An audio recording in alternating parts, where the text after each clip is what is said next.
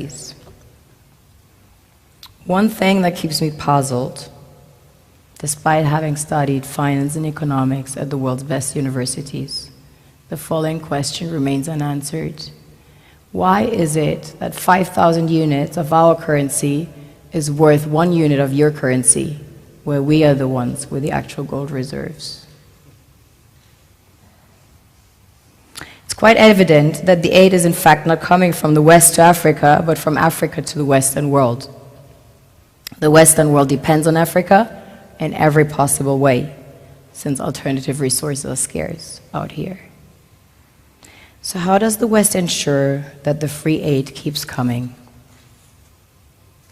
By systematically destabilizing the wealthiest African nations and their systems, and all that backed by huge PR campaigns, leaving the entire world under the impression that Africa is poor and dying and merely surviving on the mercy of the West.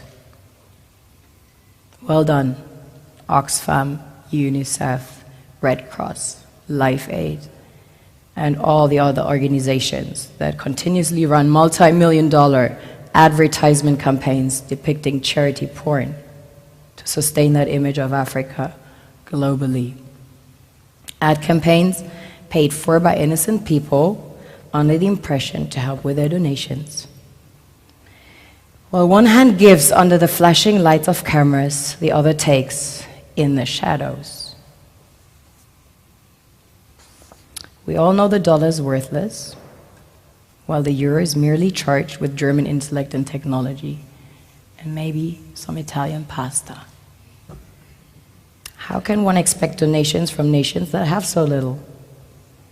It's super sweet of you to come with your colored paper in exchange for our gold and diamonds. But instead, you should come empty-handed, filled with integrity and honor. We want to share with you our wealth and invite you to share with us.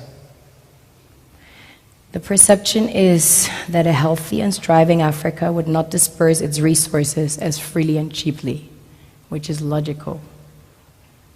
Of course, it would instead sell its resources at world market prices, which in turn would destabilize and weaken Western economies, established on the post-colonial free meal system.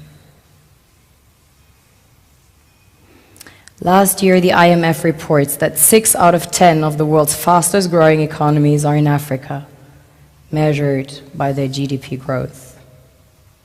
The French Treasury, for example, is receiving about $500 billion year in, year out, in foreign exchange reserves from African countries based on colonial debt they forced them to pay. Former French President Jacques Chirac stated in an interview recently that we have to be honest and acknowledge that a big part of the money in our banks comes precisely from the exploitation of the African continent. In 2008, he stated that without Africa, France will slide down in the rank of a third world power. This is what happens in the human world, the world we have created. Have you ever wondered how things work in nature?